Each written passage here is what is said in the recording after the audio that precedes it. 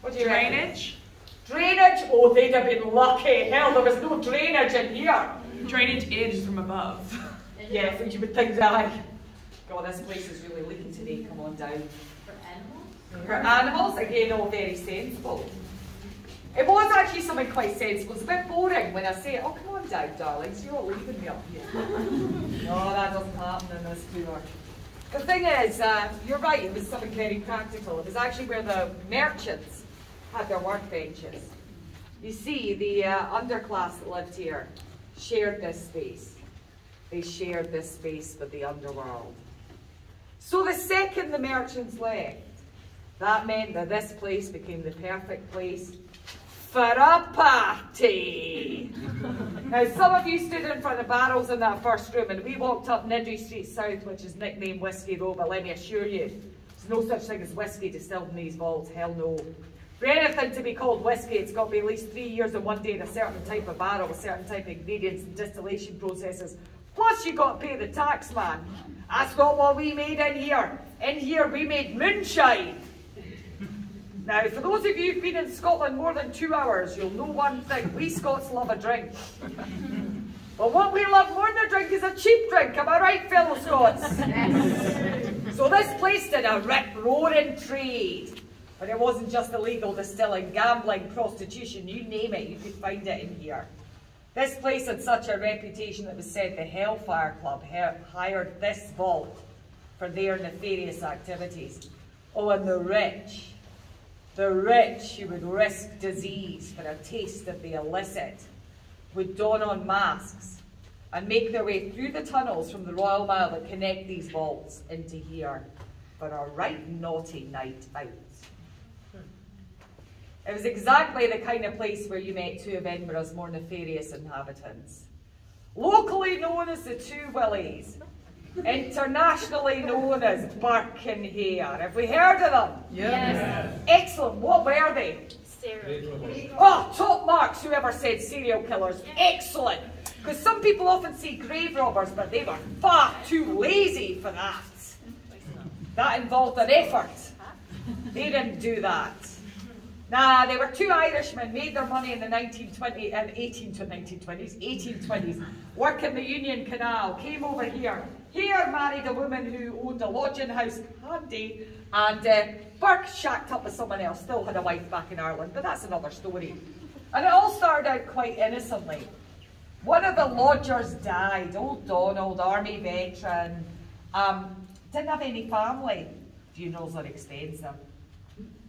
So, but more importantly, he still owed them rent. So someone said to Hare, his brains, so what you should do with old Donald?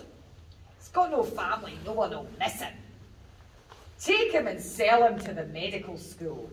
Because see, the thing, until 1832, we were very short of one thing in the pursuit of medical science, and that was dead bodies, because no one wanted to leave their loved ones to medical science, not because they didn't trust the students, but because we firmly believe the body had to be as it was when it died, for the soul to get into heaven. So no one left the bodies to the medical school, which meant there was a shortage. We could only get executed prisoners or foundlings. In fact, there was such a shortage that executed prisoners would be put in barrels of brine and shipped up from Newcastle. Why? Because we couldn't embalm people, so 3 days, 3 nights, they're no good to medical science. You could earn £7 and 10 shillings for a dead body. That was 3 to 4 months' good wages. So it was a lucrative business. So Hare thought, why not? And off he went. Sold the body to Dr. Knox. Then he got a wee idea, why wait? They would go to 2 places in particular. One was here. The other one is a place you can visit after the tour. It still exists. It's in the Grass Market. It's called the White Hart Inn. It's been a coaching inn. Somebody been there before the tour. Apparently the ladies' facilities are the most haunted. You see a flash of red hair leave. Yeah, it's been a coaching inn since 1516. That's a place where travellers come and spend the night before they carry on wherever they're going. Now, simple, they would just walk up to someone they didn't recognise. Hello, how you doing? Good. You good, yeah? You new in town? Yes. I thought I didn't recognise you. Found this place already smashing, well done. You listen, can I buy you a drink? You'd say, yeah, wouldn't you? You'd be like, aye, free booze, smashing. Great city. Oh, and then they'd buy you drink after drink after drink. They were really charming. Then they'd say, oh, where are you staying? Oh, it's miles away. We've got a place just up the road. Got a spare room, maybe got a spare bed. We're lying about that. Let's keep the party going. You up for it? Yes. Ah, smashing, eh? Oh, aye, right. Come on then. Then they'd take you back to theirs, give you drink after drink after drink after drink. And then they'd say, you feel a bit sleepy now? Aye. Off you go to bed. We'll see you in the morning. It's been a great night, eh? Next thing you know, you'd find yourself pinned down by Hare while Burke the muscle sat in your chest, took 2 fingers, put them on your nose, the other one underneath your chin, and squeezed the life out of you. In summing, still known today as Burking.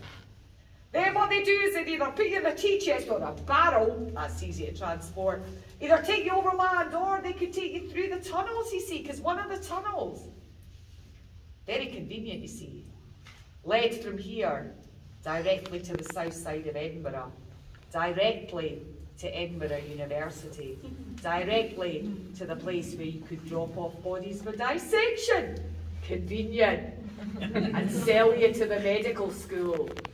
Then when people asked, oh, where's that chap you were with last night? Oh, he's away, he's away on his travels up to the Highlands. It was a great night. 16 victims that we know of, 10 months. No point did Dr. Knox go, gosh, you've an unfortunate family. And my, they don't look alike now. I just took the bodies as so many others did, no questions asked. How did they get caught? Simple. They got lazy, picked on someone who wasn't from out of town, couldn't get rid of a body quick enough, were discovered effectively, and well, 4 of them were put on trial. Except, there's a problem. You could only convict for 1 murder. They needed to get them for at least 1, but they couldn't. So what they did was they chose one of them to turn King's evidence. They chose the brains, Hare. What happened to William Hare we'll never know. Some say he emigrated to North America, changed his name. But his last known sighting was a place called Dumfries, where they say the mob got him. They lose track of him after that. But what happened to Burke? Because he's the one we got for them. Confessed to the other murders in prison, but by that time he was already a dead man. You see, we didn't have Netflix and chill in 1829. Our idea of a good day out for the whole family was a public execution. So what we did was we put on a show. We hung him! He was a murderer, of course we did. But some say till he was not quite dead.